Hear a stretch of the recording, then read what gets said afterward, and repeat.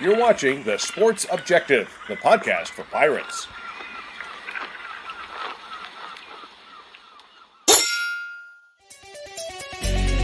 Yeah. My heart is purple and gold. I'm a pirate down to my soul, and I don't back down, not at all. Find out when the cannons explode. From the sidelines down to the post. Put it down like not even close. All out to the last whistle blow. From the flag with the soul and crossbones. Everybody stand up, get your hands up. Let the team know that we got their back. How about those friggin' Pirates? What's going on, Pirate Nation? Welcome into the Sports Objective. East Carolina football spring practice wrapped up on Saturday. Here we are about 48 hours out, and I'm taking a look at the 2023 Pirates and very excited to be discussing East Carolina football with a few Pirate Letterwinners. First, welcome in our own Matt Semenza. Matt, how are you? I'm doing great, Bubba, and excited to catch up with Brandon and Gary today. It's always nice to catch up with some, even though I didn't have a chance to play, during the same era with these guys. It's always nice to catch up with some former players, and looking forward to getting your guys' opinion on the current ECU football team. We'll start off bringing in former East Carolina running back from the Skip Holtz years, Brandon Simmons. Brandon, how are you? I'm well, thanks. Thanks for having me. I truly do appreciate the invitation. Anytime that I get a chance to catch up with you guys, it is all love all the time, man. I'm very excited about being here.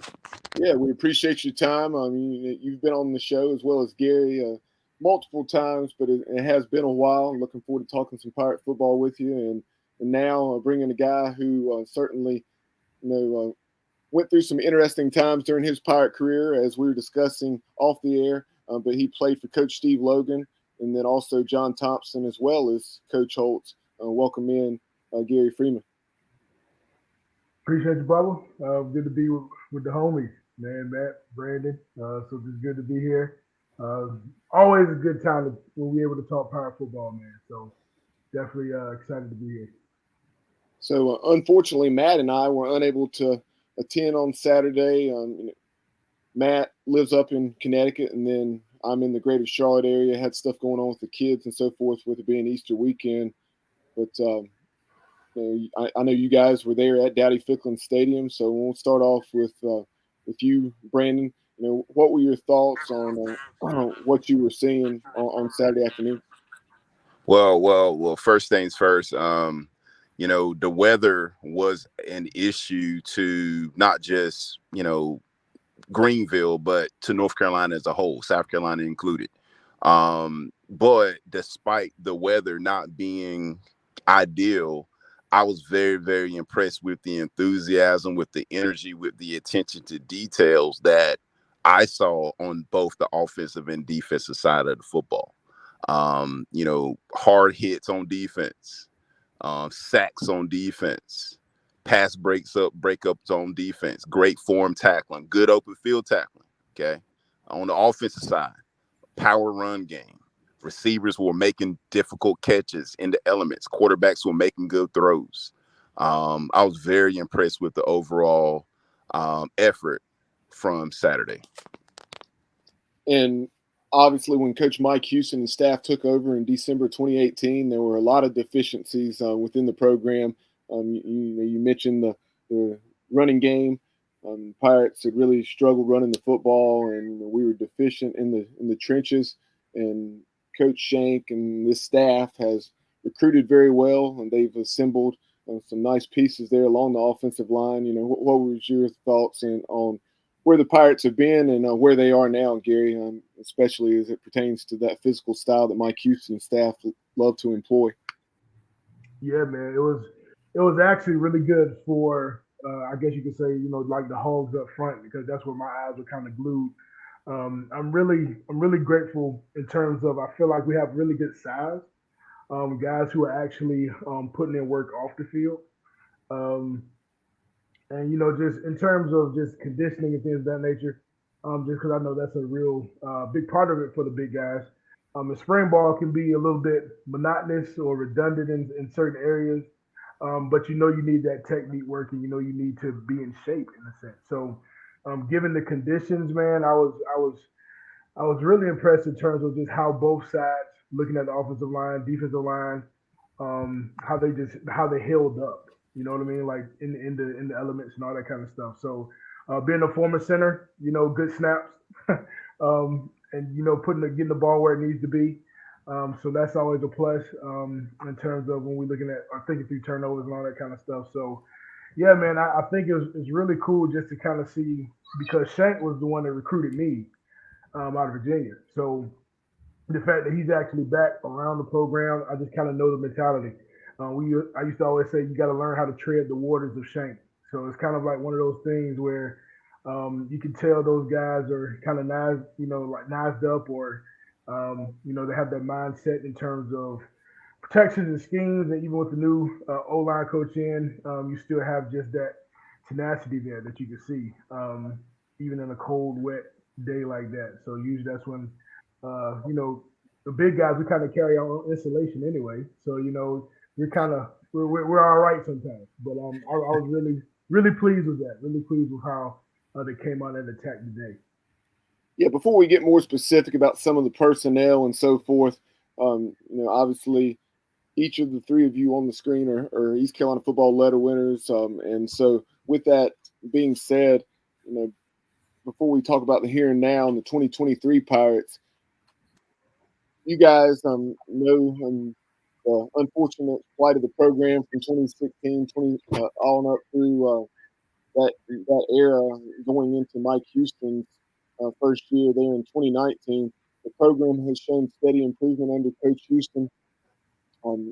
First year, won 4 games, but then even though you only were 3-6 in year 2, the COVID season, you really were very close to winning 5 games. You had the game stolen from us literally out at Tulsa by the officiating, and you saw improvement there. But really, the last 2 seasons, the Pirates have gone a combined 15-10 back-to-back bowl bids, even though we weren't able to play against Boston College in the Military Bowl. What are your thoughts on the program as a whole and where it's trending? Because it certainly seems to be on course to play for a conference title and win one like you did, Brandon. Yeah, man. Like, the beauty about being a part of this fraternity is that despite you no longer playing there, you really go out of your way to keep your eyes on it. I can honestly say that the DNA or the blueprint that is utilized in our program right now is what we use to win, like you said, win championships. And again, like Gary said, it all starts up front. The offensive line during my era, we had a strong offensive line and a power run game, play action pass, championship level defense. Well, from what I see, again, and again, it didn't start off easy, but from what I see as of late, that is the DNA that is winning us football games. Okay, defense is playing well, very creative, moving parts, but the offensive line play, like Gary said, has been an A+. And on top of that, we're very deep at the running back position as well. And again, we were as well, when I was there. But I am very impressed with the attention to details, the blue collar mentality, the physicality of our program right now. And I do think that it is a winning, pedigree. I really do. Brandon, as a as a guy who was a bigger back, I mean, when you played, what was your size and weight? So when at that particular time when I played, I was 6 foot or 6'1", 225 pounds. My goal, and Coach Smith did a good job of letting us know what was going on, but my goal was to run between the tackles, but also be a very good pass protector and catch the ball out of the backfield as well. That's what I was asked to do. Chris Johnson was asked to slash and dash and do everything else. Dominique Lindsay was asked to do more of the same thing. And we, at practice, I do vividly remember that we put a lot of time into getting each other better because guess what? We knew that our reps were very limited. Okay. So Coach Smith would tell us, hey, look, make the most of your opportunity right now because I don't know if you're going to get back in the next series. So, when you have that mentality, you take pride in getting better every single day, every single practice. Yeah, it makes the position as a whole a lot better, in my opinion. Yeah, I mean, just thinking of you as a bigger back, I think you would have fit very well, and you as well, Gary, obviously at the center position, but you fit very well into a Mike Houston style system, and the power running game, the play action off of that down the field. But since we kind of mentioned the running backs, I mean, taking a look at this group overall, Brandon, what were your thoughts on the running backs? I mean, I think we have a pretty good stable of 3 or 4 guys right now who we can kind of turn to if needed. And Rajay Harris, obviously, coming off that ACL, so I shouldn't forget him.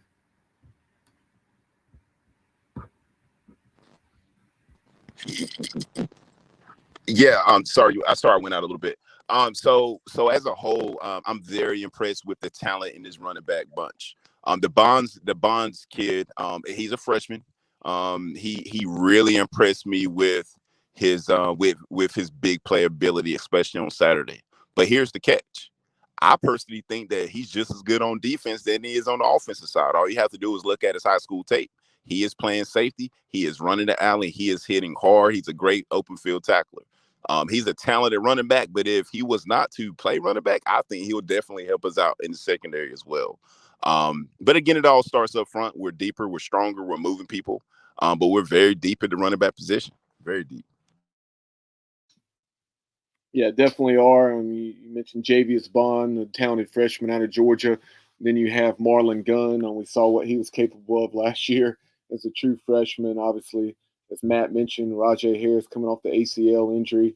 Let's see, you also you have some other guys in that room that are very talented as well, and there's certainly no shortage of talent there for the new coach in the room, but not new to the program, and that's of course former receivers coach, shifting over to that room. Sorry, I'm blanked on the name there, but Oh yeah. And I'll add this right quick. And sorry to cut you off right quick, but I just want to add this right here. Our special teams is also going to be better, and the reason why is because the body types that's required to play linebacker or running back is also utilized on special teams. Okay, so our special teams will be a lot better because of that body type that's at running back and at linebacker. So I just wanted to add that. Yeah, I appreciate it. Yeah, and it's and of course Raekwon Boyette, Wilson native, was with the program last year as a receivers coach. So he had coached running backs at Duke, and very natural for him to shift over. So, kind of taking a look at that offensive line, we talked about how much the offensive line has improved. The ground game has improved, light years from where it was back in 2019. And here recently, the Pirates acquired a couple of offensive linemen, both who of which were teammates at Akron in the Mid-American Conference. And it's great to have those additions to the program. Yeah, Gary, I'll kind of throw that question out to you. When you're as an offensive lineman, when you're coming in, obviously things are so much different now, fellas, with the transfer portal from the time when we played. It's almost like a different game. But, as an offensive lineman, we have 2 guys that Bubba just mentioned from Akron that are going to be coming in, probably going to get here around like May. How hard is it, and how long realistically does it take as an offensive lineman before you're comfortable, in the scheme? And do you think those guys, without really knowing them or seeing them, do you think they'll be able to be ready to go for the first week? Oh yeah, I think it's a matter of it's almost like you put your hand down and you see man, you hit man in a sense, but at the same time, it's really going to come down to lingo, schemes, what kind of verbiage is used. Once you get that kind of locked in, I think at that point it's really just like, hey, put my hands on you and go play ball, And I feel like for a lot of those guys, it's going to be really interesting to kind of piggyback what Brandon was saying. When you know what you have behind you, that kind of puts in your head in terms of as offensive lineman, if you just create a crease or a crack, anywhere, and you got backs that can fill that hole, and they're going to fill it full speed, and they're going to be able to do what they do. It really helps you to kind of the key in on technique for one, but also being able to kind of hone in on, making that correct call, making that correct climb, to the second level, all that kind of good stuff. It mentally just puts you in this like bruiser mentality, which is what I feel like is what I kind of saw. There's not a lot of hesitation. Those guys kind of fired off the ball and they went to go play ball. And I really feel like a lot of that is because of the stable of backs that we have as well. So for those guys that are coming in, it's more so just kind of jumping in. Hey, let's get this verbiage, let's get this lingo, but let's go play ball. And I feel like that's a great opportunity for those guys and for the offensive linemen as well. And then overall, just for our team, kind of going back and echoing on the initial question in terms of the trend and what I can see, the trend up is that guys can jump in and they're jumping into a family and they're jumping into something that is like, hey, you get the lingo, let's go play ball. And that's a beautiful thing, man, because I just know personally, like we kind of mentioned, kind of going through a lot of hit and miss when it comes to just who's your OC or who's your offensive line coach, all that kind of stuff. But be able to create that camaraderie up front based off of the same language that people have been in the system, a couple of years now, and I think that's going to be really key for those guys that are coming in. So this transfer portal has everything just kind of like in a whirlwind, man. It's like you can just literally, it's like the multiverse of college football. You can just jump in and just end up somewhere, and then all of a sudden, boom, you got to be able to just adapt. So that's really on the player. But at the same time, if the system that's set up there is sound, which I feel like we have, and we're continuously building, man, I think those guys should be able to thrive well. Well, to Matt's point, and kind of what you were asking there, Matt, as far as being able to make that quick transition, learn the playbook so quickly in fall camp and obviously throughout the summer as well. But you had Parker Moore last year coming in from West Virginia, and then Justin Redd, who was so talented coming over from Norfolk State. So that's something else and this is something that this staff has obviously been through with those two. And then that's what a little more about the two coming in from Akron. You have Owen Murphy and then also Ryan Beckman. And the thing that's great about them, they've started between 15 and 20 games. Played against some pretty quality competition, maybe Ohio State, Auburn. I'm trying to remember some pretty big names. They played in the non-conference. Yeah, absolutely, and two really nice additions there. And throw it back to Brandon here for a second. Brandon, obviously, kind of I don't know if Bubba, you were about to ask this, but I think the big position that we all look at, the fans look at the most, obviously, is the quarterback position, right? And this year for the first time in a long time, it seemed like Holton Ahlers played at East Carolina for 20 years, right? I mean, it seemed like he was there forever. I'm pretty sure he played with Gary. See that way for sure, man. Hate to see him go, but I feel really good about the talent in that room. So we'll throw it to Brandon here. Brandon, what were your thoughts on the quarterbacks? Yeah, and I'm glad that you asked me. Like you said, I mean, obviously Mason Garcia. I did not realize that he was that big until I was on the sideline and I was looking at him on the field. He is a big dude, and he is well put together. I can definitely tell that he doesn't miss any workouts, and he has a cannon. And the kid can throw, and he can run. And he has a huge upside. But I was very impressed with Alex. Flynn. He came out of nowhere. He was very efficient throwing the football. He had an answer versus the blitz. He knew when to pull the ball on reads. He knew when to hand it on reads. He was throwing on time. He really impressed Dakota and I when he kept it on the left-hand side and ran down the sideline. I was like, wow, who is this kid right here? So, we know about Mason. Mason, again, coveted coming out of high school, very talented, tremendous upside. But I was very impressed with Alex's ability to throw the ball in that weather. I mean, his balls were coming out. The balls were hopping out of his hand. and all his throws had spirals on it, was cutting through the wind. I was very impressed with the quarterback play because of that. So I'm very excited about the future of that position. Yeah, a couple of those things you touched on there, Brandon. Coach Houston referenced in the post game with Alex. Alex Flynn making excellent decisions on both with where to go with the ball, and then making the right check to the line as far as protections, and he's been in the program for a while, and it showed. Yeah, he just to kind of echo that in terms of, I was really impressed with Alex's command.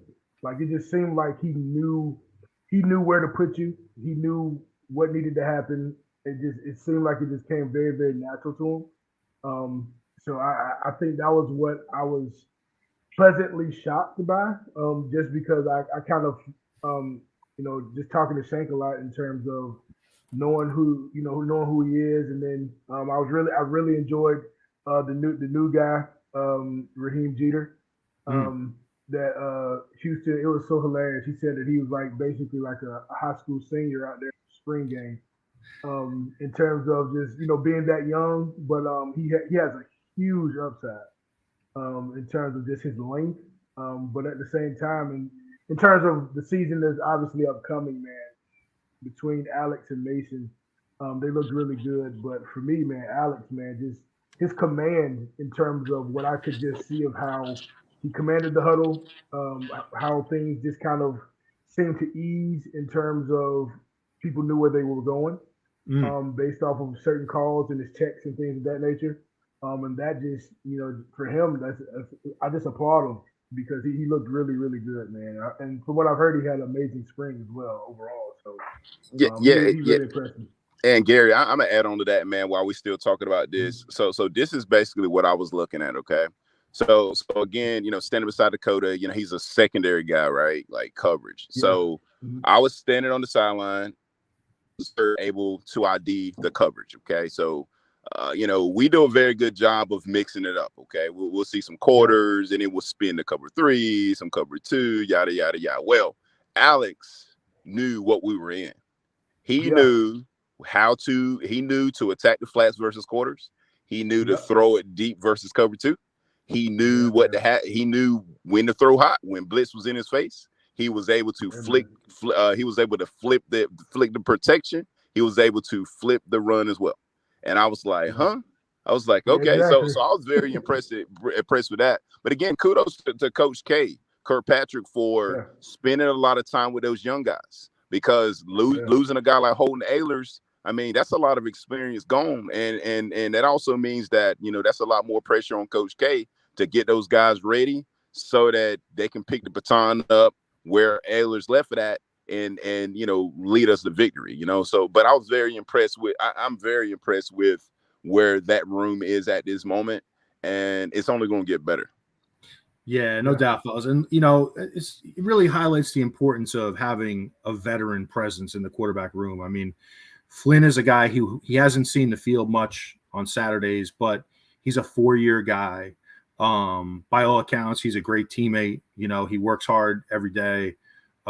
He's got full command of the offense to what both of you guys were saying. He was able to make all the checks and recognize what defense they were in. And so I think that's a huge benefit. Now, let me ask you guys this, and I'll throw it to Gary first. Obviously you have Mason, you have Flynn, you have Jeter, who I think he's going to be fantastic, but not quite ready yet. I mean, he's just probably 17, right? I mean, he's a young kid. What do you guys think about adding a quarterback from the portal just to make sure you go into the season with 4 options? Is that something you guys would consider doing?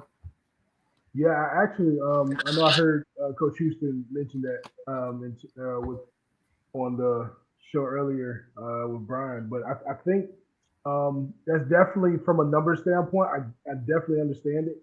To have 4 scholarship quarterbacks in the room. I think I like the idea of the experience that a guy who's kind of had a little tread on his tires in a sense, but at the same time could bring an element of maturity into the room. and not saying that the guys in the room aren't mature, you know what I mean? But I think I kind of get that in terms of a complete team type of guy who's mature enough to come in and really just kind of help, the guys gel. So even if the big question would be, bringing in a guy like that, and then if he ends up not necessarily not playing, what does that actually mean for, the mental for the room as well? But I mean, that comes to the maturity of the guy that comes in. So that's a process where, I feel like, that's why, the coaches get paid the big bucks, to try to figure out in terms of what that looks like and what that will look like for the room. But from a depth perception of, having that many quarterbacks in the room, scholarship guys, I totally get it. And I feel like that's something where I don't want to say it could be hit or miss in terms of, if I was in the position, yes, I would be thinking the same thing. But it would definitely be real heavy on me in terms of the mental of a guy that you bring in and just the maturity that a guy could bring to that room. Because I feel like the upside that's in that room with the guys that are already in there, man, like I'm excited, but at the same time, I wouldn't want that, disturbed in a sense. So that could be a big decision to make. But I get it. I get it from a number standpoint. Brandon, what do you think about that? Yeah, and I add on to it, man. And it's funny because since I've been in the high school game, I've been working with that position a lot, and I definitely understand, like Gary just said, man. I definitely understand the mental piece, especially when it comes to confidence. But at the same time, I truly believe in competition, and if it takes ECU bringing in another talented quarterback to optimize that position, then so be it.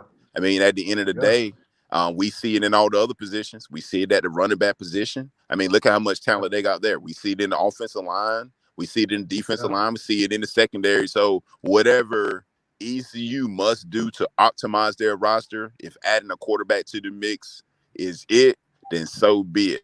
At the end of the day, we just want to see legit, efficient quarterback play. And if it's not a guy on Saturday, then maybe it's a guy in the portal, or maybe it's a guy on Saturday. I just can't wait to see it. Yeah, no doubt. That's it right there, man. Competition breeds the best, man. So it's like if one of those guys can be pushed to be even better, totally 100% agree with that, man. So yeah. You're correct. Yeah. I'll tell you. Oh, Bubba, yeah, go ahead. I see you were going to chime in, Bubba. Oh, yeah, just on the quarterback topic, heard you guys discussing that, and that's something that Coach Houston, he said that there definitely will be a fourth scholarship quarterback brought in from the portal. We discussed Matt last night back in prior to the 2015 season when Blake Kemp was brought in. So you can find someone, be it from the FCS ranks or what have you, that still in the portal that has somewhat of a proven track record. Yeah. It's the old saying, fellas. It's better to have it and not need it than to need it and not have it. And so true. Right? I mean, one of my coaches at ECU used to say that every day. It used to drive me nuts when I was 18, but now I get it. And you just never know. I mean, you never know who's going to go down with an injury, and then all of a sudden you're next man up. So I agree. I think it's the wise thing to do, to bring in a fourth quarterback and just let this thing play out. Yeah, absolutely. And you just hit it right on the head, because that's the point that I was getting ready to bring up as well. Durability. Playing Division I football. Yeah. You guys know, I mean, it's a challenge every single week to stay healthy, and especially when you're opening up at a Michigan, and then the challenges of our conference, which doesn't get enough respect in my opinion. But all you got to do is ask USC about how talented our conference is. Traveling to the West Coast, competing against Texas San Antonio, North Texas. I mean, there's a lot of talent in this league. And again, durability is number one. And at that position, you cannot afford to not have a healthy quarterback and be successful. You just can't. So I'm all good with it. I'm okay with it, and I'm very excited about the competition at that position. Yeah, certainly appreciate that you brought up that game in the Cotton Bowl between Tulane and USC. Obviously, very grateful for everything that Lincoln Riley and then also Ryan Daugherty, one of your former teammates, Gary. On that staff with Coach Riley at USC, appreciative of them. But in that one, I had to go with the underdog. Oh, yeah. I was so happy that Tulane won that game. It was like, it was like Rocky or something, like the underdog, wins the big fight. But, guys, I wanted to ask you, I'll throw it to Brandon next. What about, I think the one position that has me a little concerned is the outside wide receiver position. We lost a lot there. We lost Winstead, we lost CJ Johnson, who played primarily in the slot last year, but he did play outside earlier in his career. So that's the one position that's got me a little uneasy. I would try to add a portal guy there if I could. What were your thoughts on that, Brandon? What did you see? Did you see anything on Saturday that you can share? Yeah. Well, like you, I was worried because those guys that you just named, we're going to be seeing those guys on Sunday. And if not on Sunday, we'll definitely see those guys in the USFL, XFL, maybe Canadian League. They're going to continue to play. But I will say this, the conditions on Saturday were brutal, but there's a few receivers that were able to make some very hard catches. The ball was wet. I know their gloves were slick, but they were still able to make some catches. Also, at that position, many of the guys just need an opportunity. So I do think that between now and August, we're going to see somebody rise to the occasion.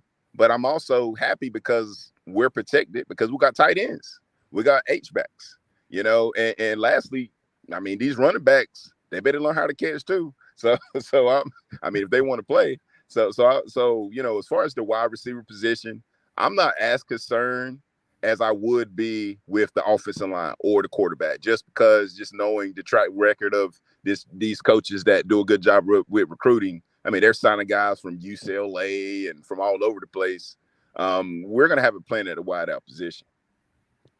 Yeah, most definitely. I totally agree with that in terms of I think that's the one place where it seems like somebody just will turn up. Because for me, it was one of those things where even when Isaiah Winstead came in, I really, I heard the name, but then I was like, whoa, who is this kid?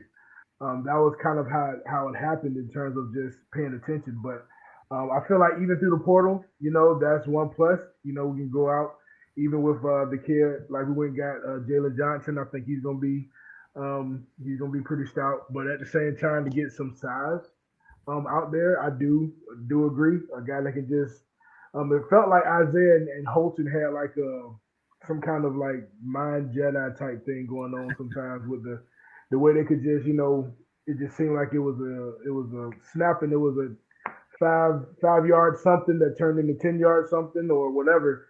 And I feel like to go get a guy like that through the portal will probably be happening. But at the same time, like Brandon said, like, okay, guys, who wants to step up and go get it?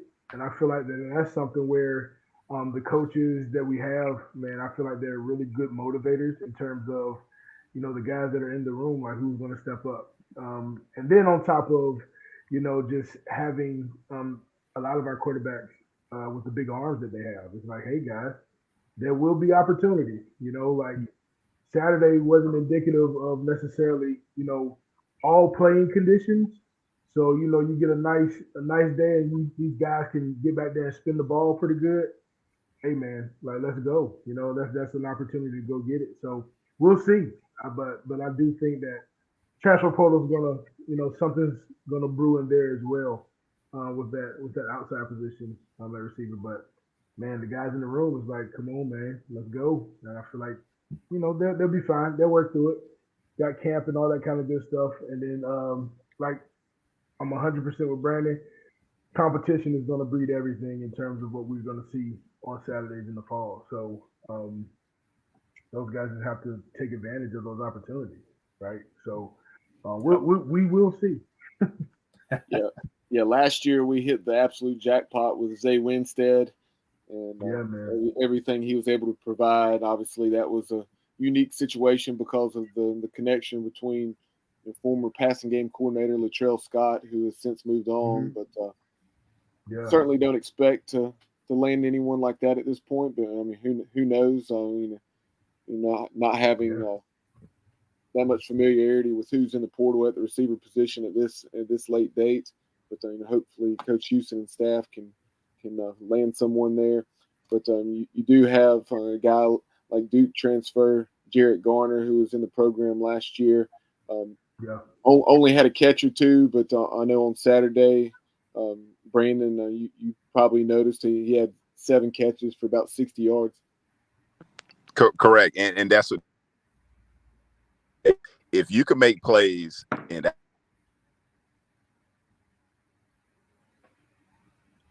Brandon broke up on us there. Sunday outside again. Point like just to give you all a snapshot of what we were experiencing on Saturday. I was standing right beside Coach Shank and Dakota, and we went from looking at the game in the rain to looking at the game raining sideways. Like there was a lot of wind. There was a lot of everything to the point where Coach Shane, he was like, man, what are we doing right now, man? We must really love some power football. I said, I know, man, it's crazy, but receivers were still able to make very tough catches. Quarterbacks were still able to make very challenging throws in that weather. So I just think that a guy's going to rise to the occasion, but we also have depth at the tight end position. So, hey, what do you do whenever you have a young quarterback? You find him a good tight end, a guy that'll help in the run game. I know Gary likes that, but a guy that will also help in the passing game as well, like especially in the intermediate area in the center of the defense. And Jarrett Garner, in addition to him, you have Tyler Savage. He's a guy that's been in the program, started off as a receiver, then last year is more of a hybrid role, and he made some big catches. Didn't have a ton of catches, but the 3, 4, 5 catches that he had were pretty big situations. It seems like I recall one up at Cincinnati, perhaps. And then you also have a guy coming into the program like Ryan King from Georgia Tech. And there you have it. I'll tell you, Savage is one for me I'm kind of looking out for. I'm really hoping for the next stage, like in his development, because he's a big target. I've never stood next to him, but he appears to be 6'4" or 6'5". Bubba, correct me if I'm wrong on that, but I like to have that kind of a big target, and he is a hybrid type guy where you can split him out as a detached tight end, or you can kind of bring him down in line. 6'3", 236. Yeah, that's a nice target. That's a nice target. So he's one I think that we lost a lot of production, but I think he's the type of guy he can kind of fill in one of those roles and produce for us. And kind of, I wanted to very quickly, before we shift over and talk about the defensive side, some running back. The name I couldn't think of, Gerald Green, the Georgia Southern transfer, who's a proven commodity. He ran for about 500 or 600 yards, at least in his Georgia Southern career. Perhaps even last year. I want to say he maybe even topped 1,000 during his time with the Eagles.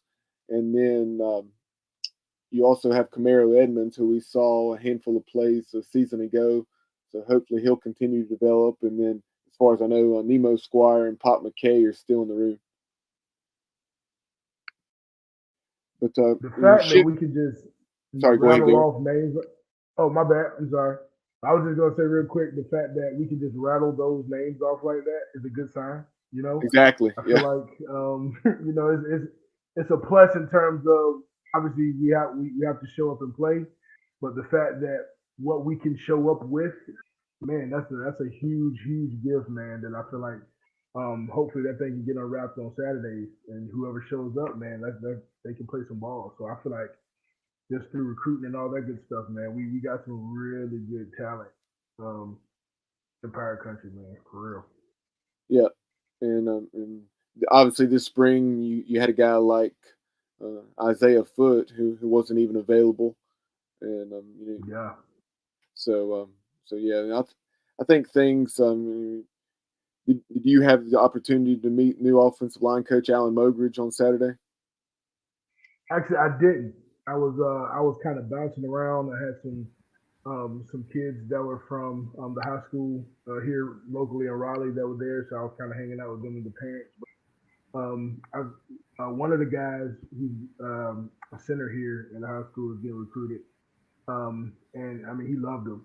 I know Shane talked really highly of him, so I think that's something where I hope to hopefully over the summer. I know just do a couple of camps and things that I'll always come back for that I'll be able to get to meet him. But I'm hearing great things. I know I'm seeing great things. From what I saw from the stand, it seems like he's a fiery guy. So that's a plus, kind of getting after the boys. But I think that's something where we got a good, huge land of him in terms of just some of the rushers that have come out of, teams he's been on and offensive lines he's been able to command and all that good stuff. So yeah, it looks like a huge win for us with that, being able to with Shank just kind of rolling out into the sunset on us. Yeah, very impressive resume. And Coach Houston said he made one phone call, and that was to Alan Mogridge when he was seeking to fill that spot when Coach Shank decided to step away from his on the field duties into the high school alumni relations role. And Yeah. so yeah. And guys, I think just to kind of jump in on that, I think even though I wasn't an offensive line guy, for me, it all starts up front. I mean, everything starts up front that you want to do. And to the point where, like, when I watch the NFL draft, if I had a first top pick, I'm trying to take the best offensive lineman I can just about every time, because I think everything starts up front. And I know Gary will agree with me on that. I love it, man. But I'm happy that, Mike Houston got the guy he wanted to coach that spot, because it's just so vital. If you don't play well up front, you're not going to be able to protect. You're not going to be able to run the ball. You're not going to be able to throw it. It's the lifeline of everything in your program. So very happy with that hire. Also really happy, kind of flip it over to defense a little bit. I heard an interview with a new defensive back coach, Jules Montanar, Bubba. Really impressed with him. I think he was a really strong hire too. Bubba, what are your thoughts on that? Yeah, I had the chance to listen to that interview that you referenced, and he was on, I believe it was the Brian Bailey show within the last week or two. He was coming to East Carolina from Temple, very strong resume, and he's someone when Coach Steve Ellis, corners coach, elected to move on to the University of Louisville, that Coach Houston said that he had that previous relationship with Jules going back at least about a decade. I think their times paths didn't cross at James Madison, but he had been on Coach Everett Withers' staff when Everett Withers took the Texas State job, and things just didn't work out for him to remain there at James Madison. But Coach Houston said that was something that was considered back then during his days with the Dukes. So, but yeah, overall, I mean, what I've read and heard from him so far, it seems like a very impressive hire. And he cut his teeth in the coaching business down in Tuscaloosa, I believe, at least under Nick Saban. I think it was at Alabama. Can't go wrong with that. No. But go ahead. I was going to just add on to that as well. So I got a chance to, catch up with my mentee, Tamir Brown. He was a defensive back. We got a chance to eat and I got a chance to see, hang out with his family, etc. But when I asked him about, his new coach, his new defensive back coach, the first thing that he told me was that he was a fantastic teacher. Okay. Like he said, coach, he said, true story. He said, coach, he is teaching me so many great things. He's teaching me the wrinkles about the coverages, how to bluff the call, the body language, the leverage. Like if he was screaming his praise. He was screaming his praise from the highest mountaintop, not even knowing him that long. But the first thing that he echoed to me on Saturday was that, hey, coach, he is a great teacher. So anytime that you got players that are, chanting, the praises of a coach and using that name, using that description, that's a good thing, definitely. So great teacher. We love to have it. That's awesome to hear. And before we talk more about the defensive side of the ball and some of the personnel there, while we're on the topic of coaching changes, you have Darrell Roberts, a name that I know you're familiar with, Brandon. Don't know if you had the opportunity to interact with him any on Saturday. Obviously, the guys were busy, but he had that Virginia Tech playing career where he was a standout receiver and kick returner for the Hokies. And then he's done some nice things in the coaching profession, coming to East Carolina from Eastern Michigan, where he had just been elevated to the passing game coordinator by head coach Chris Creighton. And then Aaron Auer is also new receivers coach with, as I mentioned, Raekwon Boyette shifting over to running backs. And Coach Auer, he's someone that had already been on staff and one of the analysts or quality control roles, if you will. But he's someone that Coach Houston spoke very highly of, saying that he stood out head and shoulders above the other candidates for that position, and he has a background with Georgia and Kirby Smart. I'll just add this, man, and Gary, he can add on this as well because he's also a high school coach as well. And I'm not really sure, how many times, Gary, you got a chance to speak with these coaches at these clinics, but I had a chance to catch up at these coaches at a number of different stops. The Eastern North Carolina Coaches Clinic in Greenville. Got a chance to catch up with them. Fantastic dudes, very consistent. Got a chance to hear them out in Greensboro. There was a winter coaching clinic there. Spoke to the coaches, same people. Got a chance to see them again this past weekend in Raleigh at the mega coaching clinic. App State, NC State, ECU. They were last, but they had practice earlier, scrimmage earlier, but they were the same. They were the same people. Got a chance to catch up with them this past weekend. I stated to say this: they travel together. They're on the same page. They're all about it for the right reasons. They're all masterful teachers, but they're even better human beings. Again, you can walk up to them. You can have a casual conversation with them. It doesn't even have to be related to football, but they'll sit there. They'll have a conversation with you, and those relationships mean a lot. I mean, Gary just brought it up. Hey, ECU is looking at one of the kids in his program. Well, you better believe when our kids start asking us about coaches, we played at ECU, but we can honestly say, hey, look, they're going to take care of you. They're real people. They're genuine people. And I just love that about what Coach Houston has going on right now with bringing in these types of coaches. Definitely. Yeah, I think that's a great point. And it's so hard. And, Gary, you could talk to a little bit more about this. But in this era of football, it's such a transient business where not only players are coming and going, but coaches, right? I mean, you have a great year and then you get a big contract and maybe you need to make that next big move. Staff continuity, Gary. And I think this is a perfect question for you as a guy who had multiple head coaches, right? How important is that continuity amongst the football staff to be able to keep guys together for a period of time?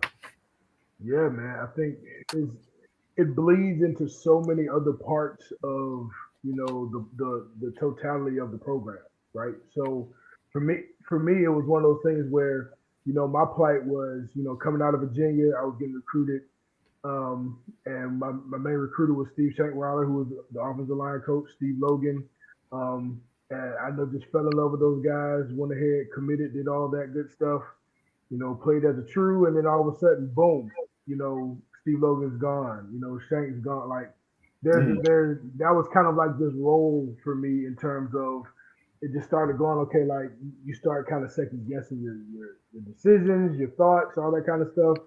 And then just kind of balancing that with you still are a student, right? So I think that's a big part of, going to class, being consistent, being efficient, making sure that you're doing what you need to do to be able to stay on the field. All that kind of stuff comes into play.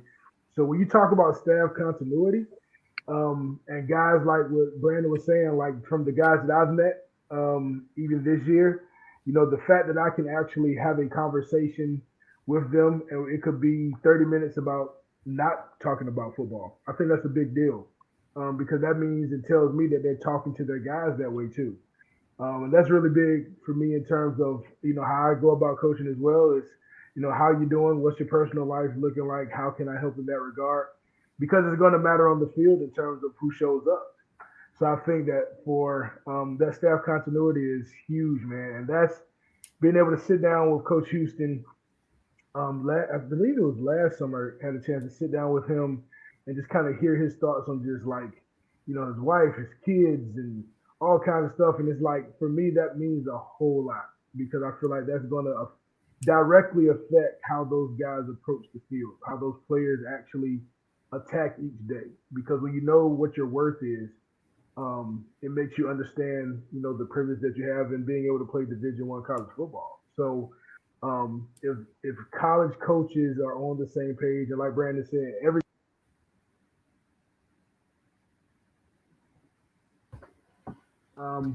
oh my bad, No problem. went out there. But just to finish that thought, all I was saying was when those guys are consistent from what I've been able to see, because I always want to, speak from the personal standpoint of like when I've been able to talk with them, catch them, in the sports, in Ward and or anywhere. Those guys have seemed consistent. So I know that's what's getting told to our guys in that locker room and in the meeting room and in position meetings and on the field and all that kind of stuff. And to me, that does my heart good because for my guys in my time where we went through so much with so many different coaches but still having Pirate faithful behind you, man, it was huge to kind of for me in my career with Skip Holtz and they kind of see what was happening and what has happened, even with the ebb and flow, but to kind of see what is happening. So when you get a staff like this and what I'm seeing from Houston, from the top down, that they actually care. That's exactly what I'm telling kids that I've come across as well. Like you're gonna get a family when you get there. So I think it's huge, huge deal. And that's something. Final thing before we talk a little more defense, but since you brought that up, and with both of you guys, being high school coaches there in the Triangle area, with that being the case, and Coach Houston, I heard in the interview today on the Brian Bailey Show on Pirate Radio, Coach was talking about how crazy the month of June is going to be, but it's a great thing because you're going to have 4,500 prospects on campus. Oof. Yeah, absolutely, man. And before we shift to the defense, I just wanted to add this because Garrett, he just brought up a good point. So we heard the side about continuity and the lack of when he was there. Well, I personally think that part of the reason why we were able to completely turn the thing around during my years was because we didn't have a lot of staff turnover. We had the same coaching staff. And something that Coach Holtz will always tell us is that, hey, look, we got staff continuity here, okay? So, for example, Junior Smith, he was my running back coach all the way through, okay? Shane Weiler was the offensive line coach all the way through. Coach Kirkpatrick was the wide receiver coach all the way through. We upgraded and got Coach Hargrave for special teams all the way through, okay? So Coach Hudson, defensive coordinator, all the way through. So, Coach Rock, bless his soul, he was the same defense line coach all the way through. So continuity matters, man. And if any time that you can find a staff and keep them together, great. But if you're unable to keep them together for financial gains or purposes and opportunities, hiring the right guy is important. That's something that Coach Houston did say in Raleigh. He told us that there was a lot of applicants for these positions that were open, but he believed genuinely in hiring the right guy. Fit is everything. And whoever he brought on staff, they're talking the same language. They're treating the kids the same way. They're hitting agendas, and it just works that way. So kudos to him and the coaching staff for following the same direction. You talked about the strides that have been made in the trenches. On the offensive side, certainly the same case on the defensive side. Coach Houston said that this is undoubtedly one of the strengths of the team with a guy like Elijah Morris, former walk-on who earned a scholarship, and then also Deontay Johnson, etc. Yeah, we'll kind of throw that to Brandon. Brandon, what did you see? Anything on Saturday from the D line or the DNs that really kind of jumped out at you a little bit? Not to put you on the spot there. Well, but no, it's all good, man. I'm glad you asked me that question, man. So like Gary said, man, listen, the first thing that I look at is the trenches. And, you know, it's easy to fall in love with the bells and whistles on the outside, you know, and all that good stuff. But you ultimately win and lose games up front. Okay. And what I will say is that the offense, they had a few plays, but it definitely wasn't easy. There was some hard hits out there. There was some defensive linemen were jumping the snap and penetrating the offensive line. There were a few hard hits from the defensive ends.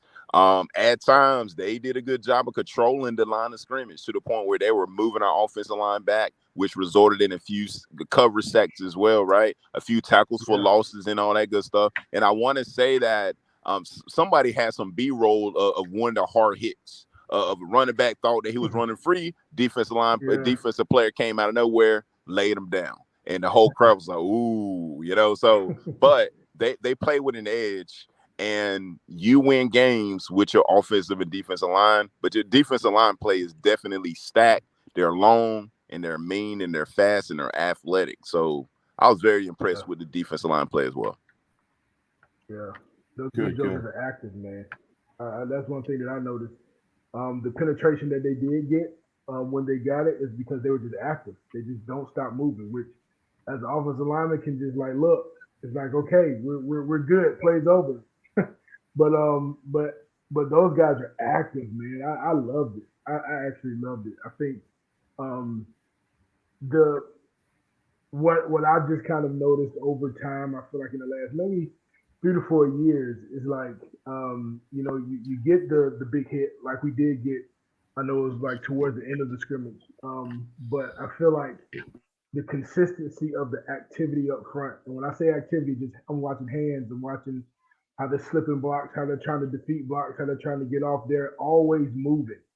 So kudos to the strength and conditioning coach, Big John, because those guys were moving, and even in their rotations, man, they went hard, pretty much all throughout the scrimmage. So it definitely didn't make it easy in terms of there were times where they got home, they got through there. So it's one of those things where they're always active and they have active hands and movement. So that kind of excites me, even though I'm an offensive line guy.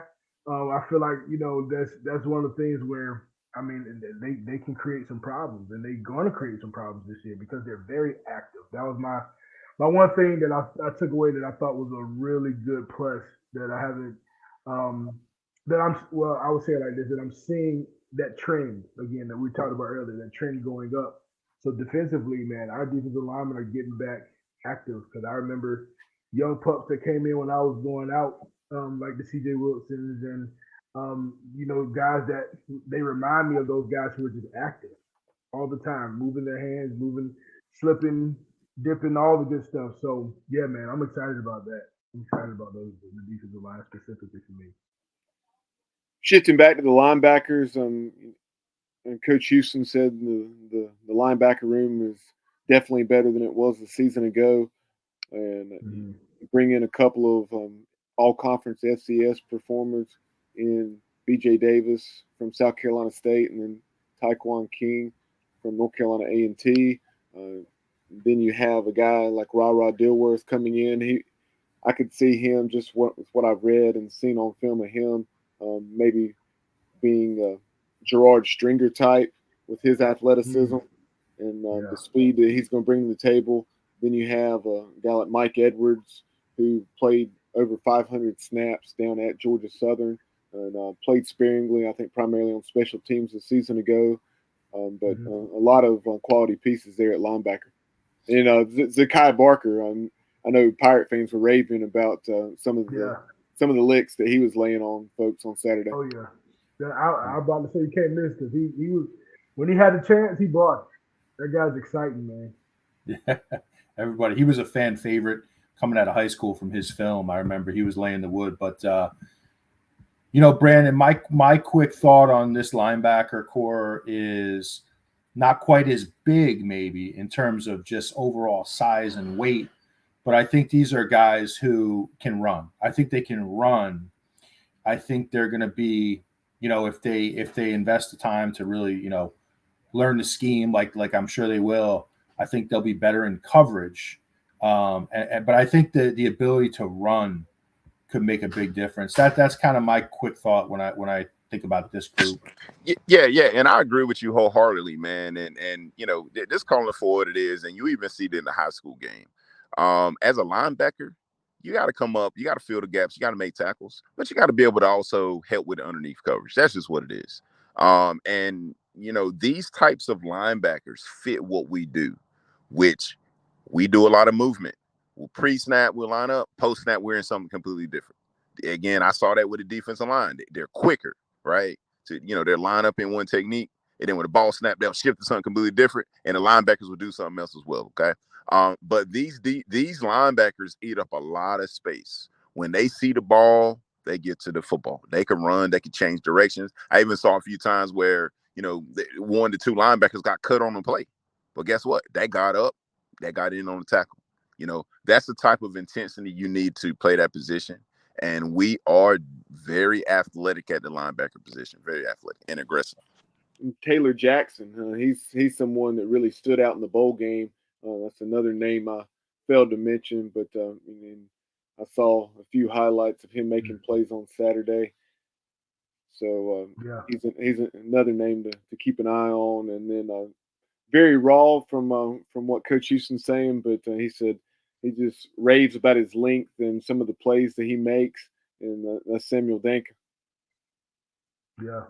And to echo that, even kind of pointing out Taylor, and I mean to echo even Brandon, just from my view, sideline to sideline, we're going to get to the ball, So we have some very athletic guys. They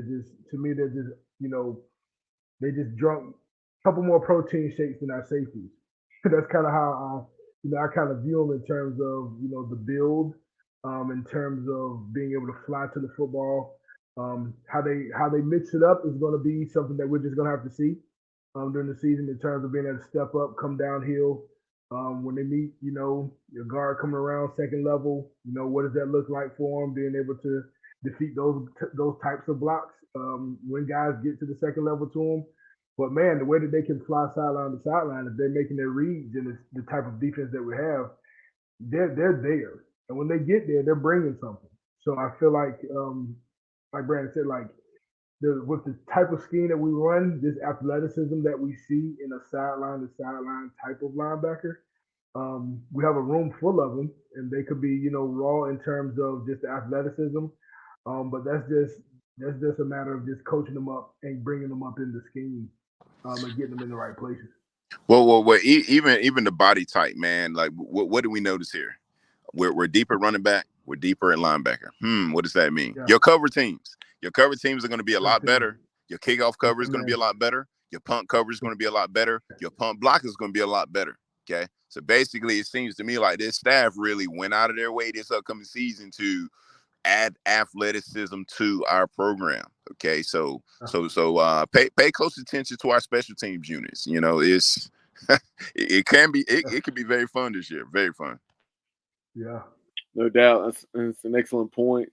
And shifting back to the secondary, and we talked about new corners coach Jules Montanar.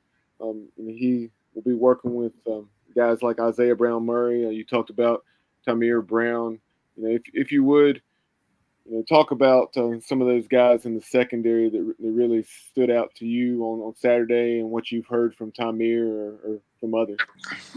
Length and athleticism, man. Look, like the linebackers, the boys can run. They can run. Again, track. Tymir's words, hey man, it's a track meet every day. We all know in order to play that position, you got to be able to run. That's just what it is. Okay. I will say that now we might not have as much experience as we had before, but I will say the length and the athleticism is definitely a major plus. Okay. I was able to clearly see the coverage that they were in pre-snap and then post-snap. I was able to clearly see the technique that they were using when they were covering. I could easily see man versus zone versus force, everything. They're well coached. And again, ECU's defense makes their bones off of disguising the coverage. And again, I was able to clearly see their alignment pre-snap. And then as soon as the ball moved, they shifted something completely different, which at times was confusing the quarterbacks. Okay. But if they can confuse our quarterbacks, I'm confident that they'll be able to confuse other teams' quarterbacks as well. Okay. But very athletic, good tacklers in the open field, great communicators, because you all know coverage busts occur for what? A lack of communication. But they were on the same page. So that's very fun to see. And I talked Yeah, about that's great. Just to kind of jump in on that really quick, Brandon, I think, and I think you've all mentioned this word throughout the course of this show, but it seems like the catchword of the offseason that this staff was really focused on was length, especially in the secondary, at the safeties and at the corners. And, watching us last year a little bit, guys, when we were really kind of struggling down the stretch a little bit up at Temple, and when Houston came into Dowdy, we were playing 8 to 10 yards off. We weren't really able to get up into a receiver's chest and reroute them and play physical. And I think that lack of length at time did show up. So I agree with you guys. Length, athleticism, mixing up the looks. I think there's a lot of potential, with this group to do that. And they definitely have, longer frames in the secondary than we've had. Yeah, absolutely. And I'll pass it back. And I just want to say this. Now, you can get away with not having size. For example, Travis Williams, he was a dog. Okay. I mean, wasn't that tall, but he was a dog. He was my teammate. Gary, I know he was yours as well. Okay. Cal Chase. Hey, man, listen. I'll tell anybody, man, look, he was a dog at safety, barely 5'6". Excellent communicator, hard-hitting tackler. Was he really? Wow. Okay. So yeah, he wasn't that big. No, he wasn't. No, Cal Chase was not that big. He was not that big. Yeah. But he didn't miss tackles. He was able to cover. Yeah. He was able to communicate. He was the captain of our secondary. My first year out there. Okay, he did a fantastic job. But I say to say this. Okay, in today's game, okay, if you don't have that, you better have athleticism. You better have guys that can play in your face and run stride for stride with you. And I can say with confidence that we do have a number of those guys on our roster. Those guys that can crack a sub 10.566 or a 10.6 in a 100-meter dash, FAT. Again, it's all on mile split, right? We do have that type of athleticism, but, we don't want to rush them into it, okay? We want to ease them into the process, teaching them the schemes correctly. And then once they start to build that confidence, hey, if Coach Harrell want to go zero blitz and send everybody, it's okay because he has guys that can latch on to you, so very good athleticism. Another piece that provides tremendous length at corner that we saw in the bowl game. He's a guy that, much like Taylor Jackson at linebacker, we had seen sparingly throughout the year, but really stood out in that blowout win over Coastal Carolina down in Birmingham, and that was Siobhan Ravel at corner. 6'2", about 185 pounds, and really made some nice plays that night against the Chanticleers. Correct. Yeah, but yeah, man, I think even with what the key thing in terms of anything with our secondary is communication. Like with the communication and knowing what we're doing, that's always going to be, to me, the main thing that puts our athleticism at best work, right? So if we can be in the right spot and know what coverage is, what splits, all the different things that go on back there, man, I feel like having a true captain. Because like Brandon said, because Kyle Chase, he came in with me. Well, actually, no, Kyle Chase is a year younger than me, but he like those guys communicated. Chase, Van Eskridge, K. Ross. It was a lot of guys where it's like when you're actually understand. Again, that's why I went back to when you just understand the lingo, you understand the verbiage. Now you have a chance for your athleticism to just take over because you know where to go, you know where to be. You're on the same page, And what I see with our secondary is going to have to be communication in terms of just knowing what are we doing, how are we doing it, so that at that point we're just full speed and we're letting that athleticism, poke through. So that's something where that's what I really, really want to see, and definitely saw that Saturday, but just that communication and them guys feeling, just extremely comfortable with one another that way too. Yeah, yeah. And I do have one more question for you guys, but first, let me just say I really enjoyed talking to you guys. Definitely want, right, Bubba, we need you guys to come back during the season when we can really analyze games, and really appreciate your guys' perspective. We'll kind of hit both of you guys on this question, but I wanted to ask you, now that we've kind of covered, the personnel and whatnot, heading into Michigan, game 1, fellas, Las Vegas is going to have us as a big underdog. I know what my thought process will be. I'll start with you, Gary. Gary, you're going into that environment, right? You have a new quarterback, some younger players, but the talent is there. What's your mindset going into that game? As a player, what's your mindset going into that? Man, look, you give me this stage and let's go bust some heads. First of all, like that's just straight up and down. And I feel like that's the mentality that, I'm hoping that a lot of these guys, are going in with, because it's like, man, this opportunity is a blessing. To be on a stage of that caliber.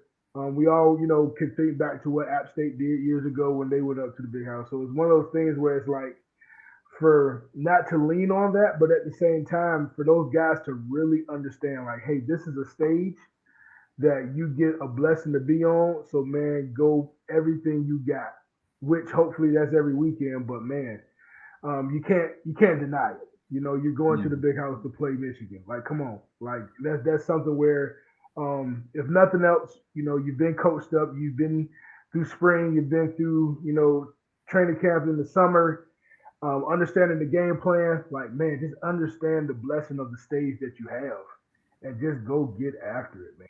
Like, at the same time, they had to strap up pads just like you. So it's not one of those things where you want to kind of taunt that, but at the same time, it's like, hey, this is real.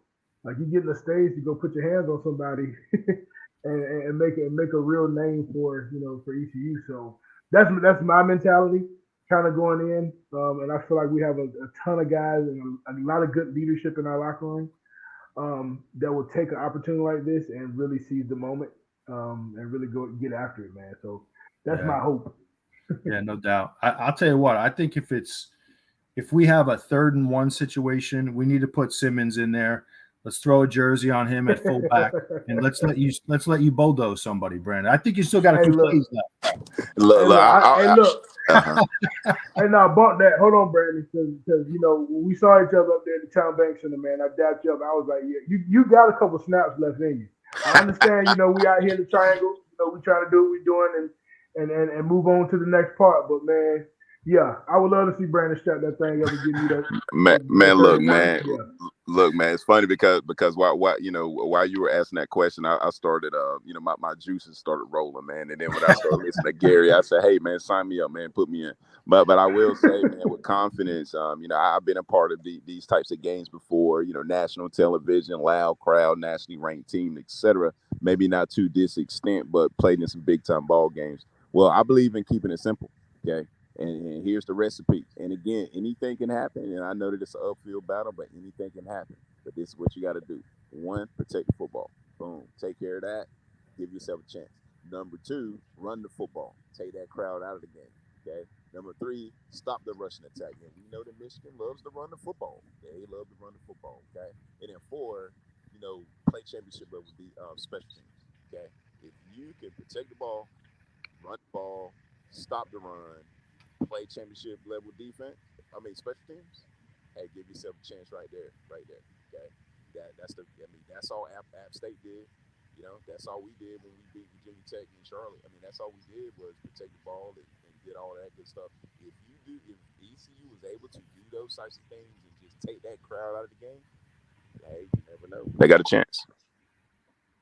Yeah, Monty Edwards and App State, they certainly hit some big plays.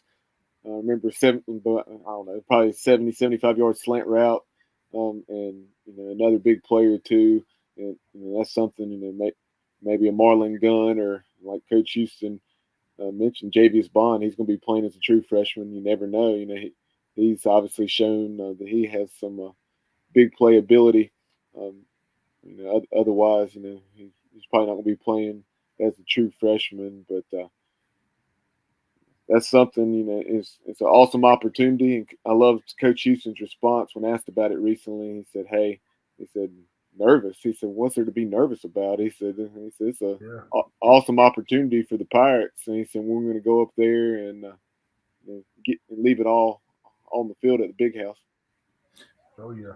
Yeah, no doubt. As a player, I think that's the best. I loved going into an environment. We had an opportunity to play at Tennessee and at Auburn, and my favorite thing was going into an environment where nobody gave you a chance. Nobody in the world thought you were going to win, and you take that shock the world mentality.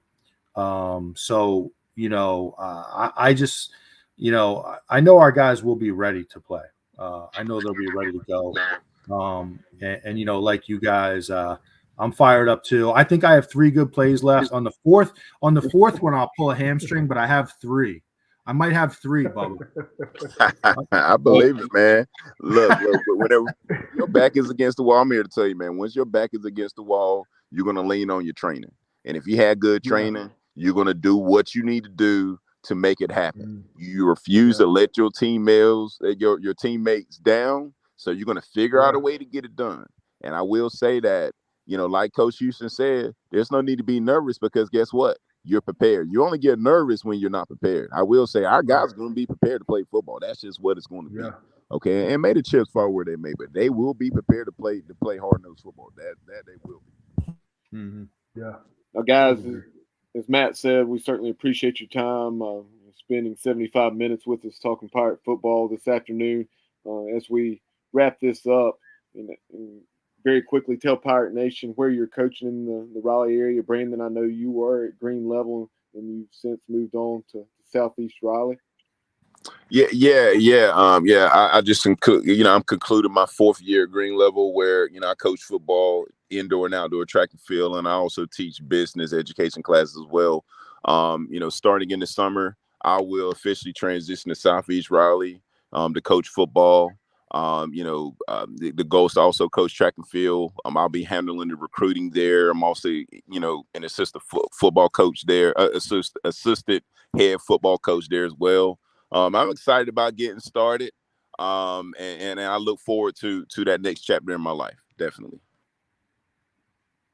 Yeah. And Gary, tell Pirate Nation exactly where you are now in the Triangle area. Yeah, so I'm in the Raleigh area as well, but I've been mostly kind of working with Roseville High School.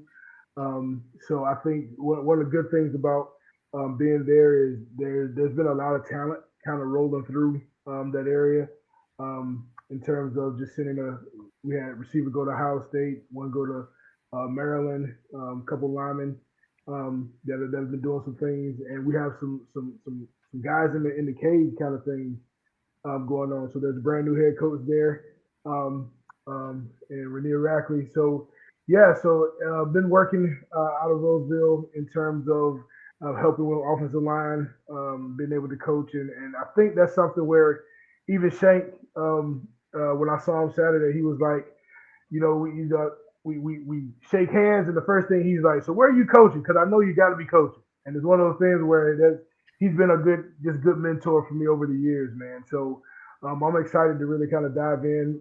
So because I have my own business and doing that, I have time to kind of help in that regard. So that's kind of in the summer transitioning to helping more and really dig in with some offensive line guys because they have some studs over there. So I'm excited. So I think that's something where it's really crazy because I live literally like 5 minutes from Southeast Raleigh High where Brandon is. Man. But then it's like I drive probably about 15 to 20 minutes to Roseville.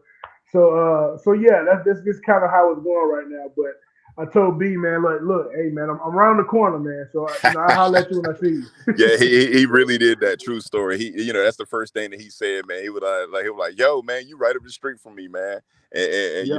it's funny. It's funny because I've always lived in North Raleigh. I actually live closer to Roseville than I do Southeast Raleigh. And Renier Rackley, he's a good friend of mine. We've been friends since his Elizabeth City / Leesville Road days, man. So when he got named a new guy, I was very excited. But I'm very excited about the direction of football in the Triangle. There's a lot of good talent that's coming out, and we as coaches, we get along well. Obviously, whenever it's time for us to compete, we got to do what we got to do. But at the end of the day, where our goal here is to strengthen our brand of ball, so that we can possibly send more kids down east. Definitely. Yeah, that's definitely the aim. Definitely send them our way, fellas. We'll take them. Most definitely. No doubt. Well, Pirate Nation, really appreciate everyone tuning in whenever and however you're watching or listening, whether it's on YouTube, Facebook, or pretty much anywhere podcasts are found. You can find us. Be sure to follow us on social media, on Twitter at TheSportsOBJ, on TikTok and Instagram at The Sports Objective, and like and follow us on Facebook and subscribe to our YouTube channel. But for East Carolina Football Letterwinners, Matt Semenza, Brandon Simmons, and Gary Freeman, I'm Bubba Rosenbaum, and we'll talk to you soon here on The Sports Objective. As always, go Pirates. Thanks, fellas. Yes, sir. Go Pirates.